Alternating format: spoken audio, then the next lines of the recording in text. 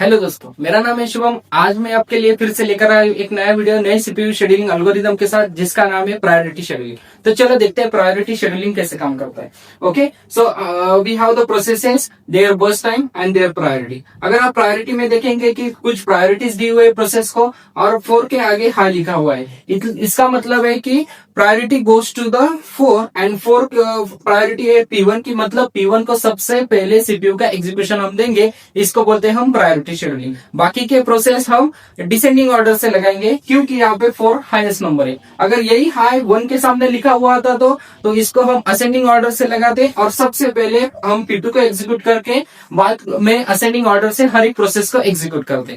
तो चलिए Gantt chart निकालते हैं प्रायोरिटी शेड्यूलिंग के साथ। सो सबसे पहले हमें पता है कि सीपीयू ऑलवेज स्टार्ट है 0। ओके, सो यहाँ पे हम प्रायोरिटीज के अनुसार सीपीयू का एक्सेस हर एक प्रोसेस को देंगे। So high priority goes to the P1 process, उसका बर्स्ट टाइम है 4, मतलब 0 से 4 तक लेकर P1 को काम करना है सीपीयू के साथ और P1 को सीपीयू का एक्सेस मिल सकता है। ओके, नेक्स्ट अभी 4 के बाद प्रायोरिटी आती है 3 की प्रोसेस है P3 और P3 को एग्जीक्यूशन का टाइम मिलेगा, उसका बर्स्ट टाइम है 2। इसका मतलब 4 + A2 6 हो जाता है। ओके, नेक्स्ट अगर next priority goes to the P0 because 3 के बाद 2 की प्रायोरिटी है, तो P0 का हम प्रायोरिटी देंगे। P0 का वर्किंग है 5 और 6 ये +5 टोटल 11 होता है। ओके, एंड आखिर में सबसे लो प्रायोरिटी हमारी P2 को है और P2 को सीपीयू का 2 यूनिट ऑफ टाइम चाहिए, तो 11 + 2 इज इक्वल्स टू द 13। सो मतलब इस सीक्वेंस से आपकी प्रोसेसेस को सीपीयू का एक्सेस मिलेगा। सबसे पहले P1 को मिलेगा, P3 को, P2 को एंड आखिर में P1 को मिलेगा, P3 को मिलेगा, P0 को मिलेगा, आखिर में P2 को मिलेगा।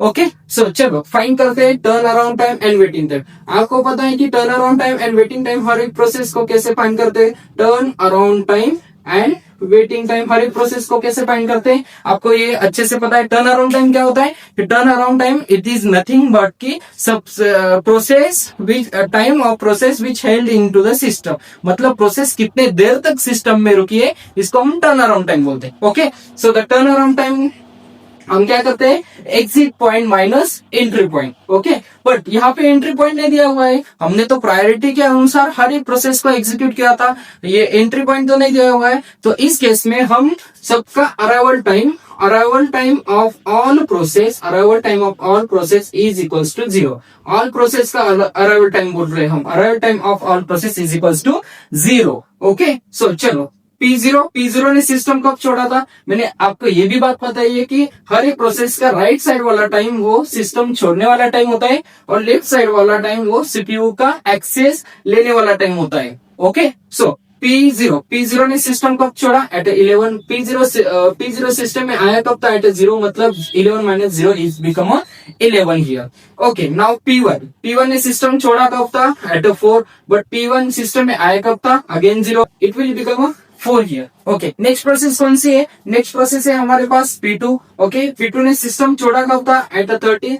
ओके, बट P2 सिस्टम में आया कब था, एट 0, मतलब 13 - 0 it will become 13 here. Okay, और लास्ट प्रोसेस हमारे पास कौन सी है, P3 ने सिस्टम छोड़ा कब था, एट 6। ओके, 6 माइनस वो सिस्टम में आया कब था, at 0, so 6 - 0 it will become 6 here. Okay, अब हम निकालेंगे वेटिंग टाइम। वेटिंग टाइम क्या होता है कि अगर प्रोसेस सिस्टम में तो आ जाती है लेकिन इमीडिएटली उसको सीपीयू का एक्सेस नहीं मिल पाता, तो उसको कुछ देर तक के लिए वेट करना पड़ता है to get a CPU access. So वो टाइमिंग जो होता है उसको हम वेटिंग टाइम बोलते हैं। ओके, चलो वेटिंग टाइम निकालते हैं हर एक प्रोसेस को। P0 को सीपीयू मिला कब था, एट 6, बिकॉज हर एक प्रोसेस का लेफ्ट साइड वाला टाइम होता है सीपीयू का एक्सेस मिलने वाला टाइम। ओके, तो P0 को सीपीयू कब मिला था, एट 6, बट P0 सिस्टम में आया कब था, 0, 6 - 0 is equals to the 6। Okay, then next P1 को सिस्टम कब मिला, 0, और सिस्टम में आया कब था, P1 0 को ही, और उसका वेटिंग टाइम 0 है। यहाँ पे P1 का वेटिंग टाइम 0 है बिकॉज P1 का सबसे हाई प्रायोरिटी थी, जब भी वो सिस्टम में आया उसको हमने सीपीयू का एक्सेस दिया बिकॉज इसके हाई प्रायोरिटी इसलिए। ओके, चलो नेक्स्ट वाला है P2 को सीपीयू कब मिला था, एट 11। ओके, P2 का सिस्टम मिला था एट 11, बट P2 सिस्टम में आया कब था, 0 equal to the 11 here. Okay, and the last one P3 को CPU मिला कब हुआ एट 4. ओके 4 को मिला और आया कब था at 0 is equals to the 4.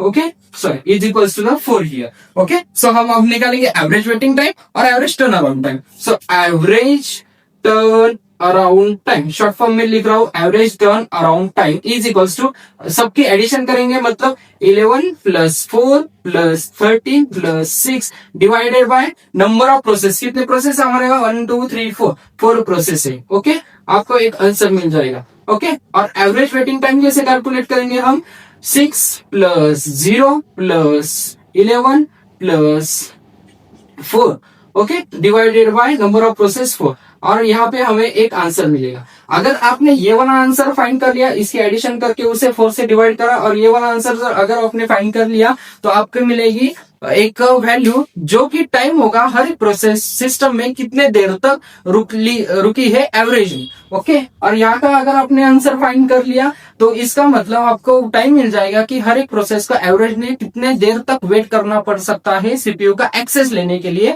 इसे हम निकाल सकते हैं. सो ओके तो ये सीपीयू शेड्यूलिंग का एक एल्गोरिथम था जिसको हम प्रायोरिटी शेड्यूलिंग बोलते हैं which is based on the high priority and low priority. जिस प्रोसेस को हाई प्रायोरिटी होते हैं वो प्रोसेस सबसे पहले एग्जीक्यूट होता है.